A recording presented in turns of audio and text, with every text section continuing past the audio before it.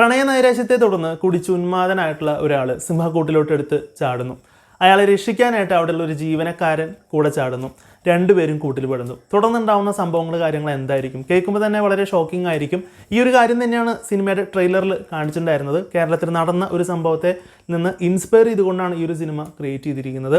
So ഈ ഒരു കാര്യം കേൾക്കുമ്പോൾ നമുക്ക് വളരെ ഒരു ത്രില്ലിംഗ് ആയിരിക്കും, എന്തായിരിക്കും എന്നുള്ളതൊക്കെ ഒരു ചിന്തയൊക്കെ വരാമെന്നുണ്ടെങ്കിലും ഈ ഒരു കാര്യത്തിനെ കുറച്ച് കോമഡി അല്ലെങ്കിൽ കുറച്ച് നർമ്മം ചേർത്തുകൊണ്ട് വളരെ ഇൻട്രസ്റ്റിംഗ് ആയിട്ടുള്ള രീതിയിൽ പ്രസൻറ്റ് ചെയ്തിരിക്കുന്ന അല്ലെങ്കിൽ അതിനുവേണ്ടി ശ്രമിച്ചിരിക്കുന്ന ഒരു മൂവിയായിട്ടാണ് ഗർ എന്ന് പറഞ്ഞ സിനിമ എനിക്ക് അനുഭവപ്പെട്ടിട്ടുണ്ടായിരുന്നത്.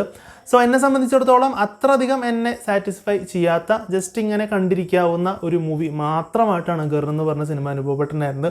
അതുകൊണ്ടാണ് ആ ശ്രമം കൊള്ളാം എന്നുള്ള രീതിയിൽ ഞാൻ ആദ്യമേ പറഞ്ഞിട്ടുണ്ടായിരുന്നത്. സോ സിനിമയിൽ ഈ ഒരു സിംഹക്കൂട്ടിലോട്ട് ചാടുന്ന ഈ ഒരു സംഭവങ്ങൾ കാര്യങ്ങളല്ലാതെ തന്നെ രണ്ട് ക്യാരക്ടേഴ്സ്, കുഞ്ചാക്കോ ബോബനും രക്ഷിക്കാൻ വരുന്ന സുരാജ് വെഞ്ഞാറമൂടിൻ്റെയും ക്യാരക്ടറാണെന്നുണ്ടെങ്കിലും അവരുടെ ബാക്ക് സ്റ്റോറി എന്താണ് ഏതാണെന്നുള്ളതും അവിടെ ഒരു പ്രണയം കാര്യങ്ങൾ കാണിച്ചിട്ട് അതുമായി ബന്ധപ്പെട്ട കാര്യങ്ങൾ കാണിച്ചതെല്ലാം കൊള്ളാമെന്നുള്ള രീതിയിൽ തന്നെയായിരുന്നു അനുഭവപ്പെട്ടിട്ടുണ്ടായിരുന്നത്.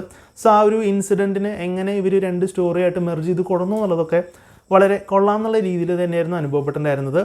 എസ്ര എന്ന സിനിമയ്ക്ക് ശേഷം JK സംവിധാനം ചെയ്തിരിക്കുന്ന ഒരു മൂവിയാണിത്. സോ എസ്ര എന്ന് പറഞ്ഞ സിനിമ എന്നെ സംബന്ധിച്ചിടത്തോളം എന്നെ വളരെ സാറ്റിസ്ഫൈ ചെയ്തിട്ടുള്ളൊരു മൂവിയാണ്. സോ അദ്ദേഹത്തിൻ്റെ ഭാഗത്ത് ഹൊറർ സിനിമ ചെയ്ത അദ്ദേഹം ടോട്ടലി ഡിഫറെൻ്റ് ആയിട്ടുള്ളൊരു മൂവി ചെയ്യുമ്പോൾ എങ്ങനെ ഈ ഒരു സിനിമ പുൾ ഓഫ് ചെയ്യും എന്നുള്ളൊരു ക്വസ്റ്റ്യൻ മനസ്സിലുണ്ടായിരുന്നു. സോ ഒരു പരിധി വരെ വിജയിച്ചു എന്നുള്ളത് മാത്രമേ പറയാനായിട്ട് സാധിക്കുള്ളൂ. ഒരുപാട് കാര്യങ്ങൾ സക്സീഡ് ആവാതെ പോയി എന്ന് വേണം പറയാനായിട്ട്. കാരണം കോമഡി അല്ലെങ്കിൽ അതുപോലുള്ള ഒരുപാട് സംഭവങ്ങൾ സിനിമയിൽ ട്രൈ ചെയ്യാനായിട്ട് ശ്രമിച്ചിട്ടുണ്ടെന്നുണ്ടെങ്കിലും കുറേയധികം കാര്യങ്ങൾ സക്സീഡ് ആയിട്ടുണ്ടായിരുന്നില്ല. അതുകൊണ്ട് തന്നെ സിനിമയുടെ ഒരു തുടക്കം തൊട്ട് അവസാനം വരെയുള്ള ഒരു ഫ്ലോ നോക്കുമ്പോൾ സിനിമയ്ക്ക് പിടിച്ചിരുത്താൻ പാകത്തിനുള്ള എന്തോ സംതിങ് മിസ്സിങ് ആയ പോലെയാണ് തോന്നുന്നുണ്ടായിരുന്നത്. അതുകൊണ്ടാണ് ഞാൻ പറഞ്ഞത് സിനിമ ജസ്റ്റ് ഇങ്ങനെ കണ്ടിരിക്കാം എന്ന് മാത്രമായിട്ടാണ് അനുഭവപ്പെട്ടിട്ടുണ്ടായിരുന്നത്. ഇനി സിനിമയിലെ പെർഫോമൻസ് സൈഡ് പറയുകയാണെന്നുണ്ടെങ്കിലും കാര്യമായിട്ട് വലിയ പ്രകടനം ഒന്നും പറയാനായിട്ടുണ്ടായിരുന്നില്ല. എല്ലാവരും അവരുടെ റോളുകളൊക്കെ ഭംഗിയായിട്ട് തന്നെ ചെയ്തിട്ടുണ്ടായിരുന്നു.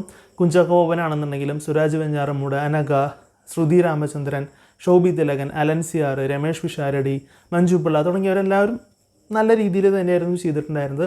സിനിമയ്ക്ക് ആവശ്യമായിട്ടുള്ള രീതിയിലുള്ള സിനിമോഗ്രാഫി, എഡിറ്റിംഗ്, സോങ്സ് കാര്യങ്ങളൊക്കെ ഉണ്ടായിരുന്നു. അതിലൊന്നും വലിയ കുഴപ്പമുണ്ടായിരുന്നില്ല. സിനിമ ആ ഒരു ഫ്ലോയിൽ അങ്ങനെ പോകുന്നുണ്ടായിരുന്നു. പക്ഷേ പ്രേക്ഷകരെ പിടിച്ചിരുത്തുന്ന തരത്തിൽ അല്ലെങ്കിൽ ഇതൊരു കോമഡി കാര്യങ്ങൾ ആഡ് ചെയ്തൊരു ഫിലിമാണെന്നുണ്ടെങ്കിൽ പ്രേക്ഷകരെ ചിരിപ്പിക്കുന്ന തരത്തിലൊരു ഫൺ എലമെൻറ്റ്സ് കണ്ടിന്യൂസ് ആയിട്ട് കൊണ്ടുവരാനായിട്ട് സിനിമയ്ക്ക് പറ്റുന്നുണ്ടായിരുന്നില്ല. കുറച്ചൊരു ചിരി വന്നതിന് ശേഷം പിന്നെ കുറച്ച് കഴിഞ്ഞിട്ടാണ് അടുത്ത ഒരു ഫൺ എലമെൻറ്റ് കാര്യങ്ങൾ വരുന്നത്. ഈ രീതിയിലാണ് സിനിമ പോകുന്നത്. കുറേ കാര്യങ്ങൾ സിനിമയിൽ കൊണ്ടുവരാൻ ശ്രമിച്ചിട്ടുണ്ട് എന്നുള്ളത് നമുക്ക് വ്യക്തമാണ്. ബട്ട് അത് സക്സീഡ് ആയിട്ടില്ല എന്നുള്ള രീതിയിലാണ് അനുഭവപ്പെട്ടിട്ടുണ്ടായിരുന്നത്. പിന്നെ ഈ ഒരു സിനിമയെ സംബന്ധിച്ചിടത്തോളം ഇതിൻ്റെ സ്റ്റോറി എവിടെ ചെന്ന് അവസാനിക്കും നമുക്കറിയാം. കൂട്ടിൽ നിന്ന് തീർച്ചയായിട്ടും ഇവർ രക്ഷപ്പെടും. പിന്നെ അതിനുശേഷം ഉണ്ടാകുന്ന സംഭവങ്ങളും കാര്യങ്ങളും ഒക്കെ നമുക്ക് പ്രഡിക്റ്റബിൾ ആണ്.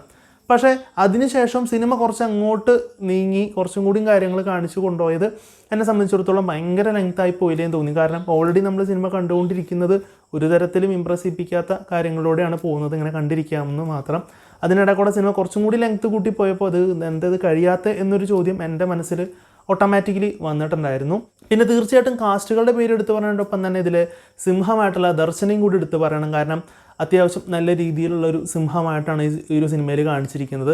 VFX ആണ് ചെയ്തിരിക്കുന്നത്, അല്ലെങ്കിൽ പ്രാക്ടിക്കൽ എഫക്റ്റ് പോലുള്ള കുറേ സംഭവങ്ങളൊക്കെ നമ്മൾ ചെയ്തിട്ടുള്ളതാണെന്ന് മനസ്സിലാവുന്നുണ്ടെങ്കിലും അതൊന്നും ഒരു കുഴപ്പമില്ലാതെ നീറ്റ് ആൻഡ് ക്ലീൻ ആയിട്ട് ചെയ്തിട്ടുണ്ടായിരുന്നു.